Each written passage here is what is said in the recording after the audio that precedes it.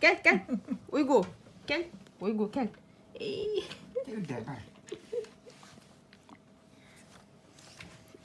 Тышка или кому? Тише, иди.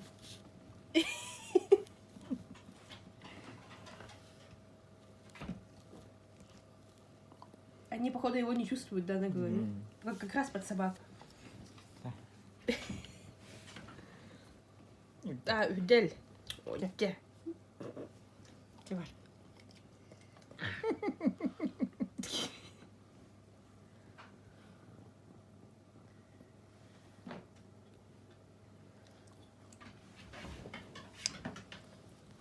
Gel Manna.